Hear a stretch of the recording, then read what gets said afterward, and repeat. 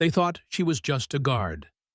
Stationed at the outer gate, standing in the dust and heat, checking IDs and waving convoys through. A job so ordinary that most soldiers didn't even remember her name. But when the base came under sudden attack, the truth about Corporal Sarah Lang became impossible to ignore. And when a Navy SEAL commander arrived the next morning, what he did in front of the entire formation left everyone stunned. This is the untold story of the gate guard, who wasn't what she seemed. Welcome to Truth Untwists, where hidden moments of courage and resilience come to light. Make sure to subscribe so you never miss the stories they don't teach in the textbooks. Corporal Sarah Lang had been assigned to Forward Operating Base Iron Ridge in eastern Afghanistan. Her post, the front gate, 12-hour shifts in the dust, checking vehicles and paperwork. For many, it was a job with little glory. Soldiers passed her daily without a second thought. Some even teased her, calling her traffic control. Others joked that she'd never see real action, that she was posted at the gate because she wasn't cut out for anything else. What they didn't know was that Sarah had already seen plenty of action. Before her assignment at Iron Ridge, she'd served as a combat medic in some of the harshest operations in Helmand Province. She carried scars on her arms and memories she never spoke of. But classified missions don't appear in casual conversation, and she kept her history quiet. To the others, she was just the woman at the gate. It happened just after midnight. The desert was quiet, moonless, the kind of night where the silence itself feels heavy. Sarah was halfway through her shift when she noticed movement beyond the wire. At first, it looked like wind through the scrub brush, but then she saw it again, shadows where no shadows should be. She keyed her radio, reporting possible movement. The response was casual. Copy gate, probably goats. Seconds later, the night exploded. A rocket slammed into the outer wall, shaking the ground. Automatic fire ripped across the wire.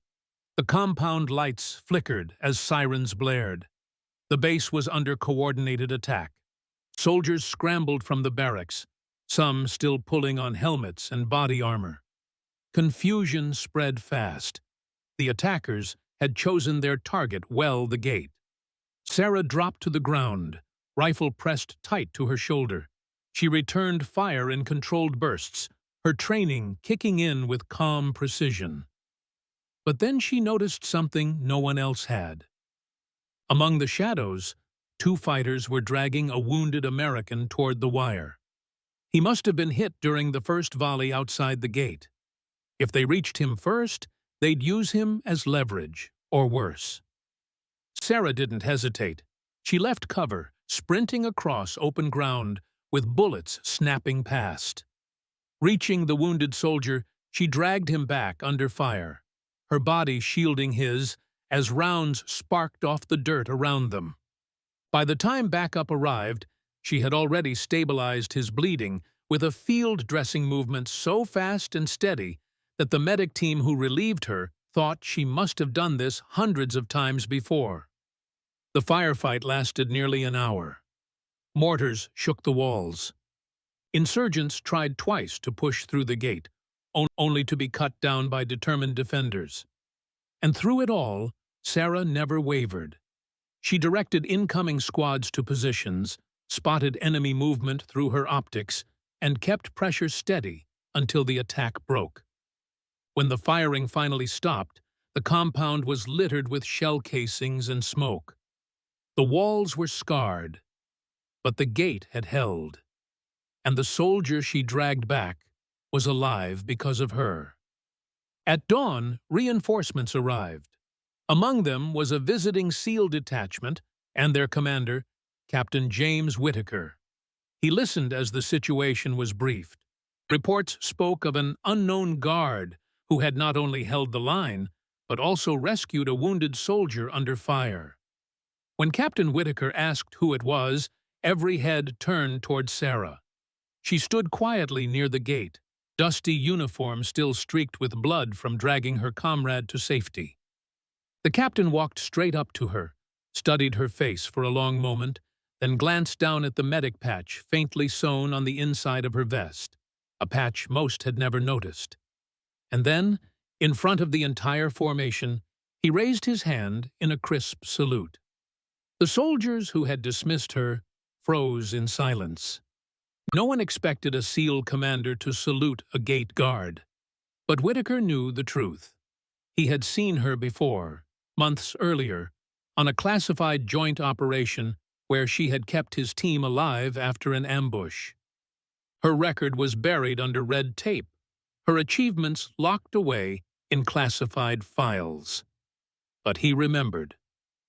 "Corporal Lang," he said loudly enough for everyone to hear, "you held this base when it mattered most, and you saved a man's life. Don't let anyone here tell you that isn't the mark of a warrior." The silence that followed was heavier than the firefight. For the first time, those around her realized they hadn't just been standing beside a gate guard. They had been standing beside a hero. From that day on, the jokes stopped. Nobody called her traffic control again. The gate, once dismissed as the dullest post on the base, became a place soldiers looked at differently.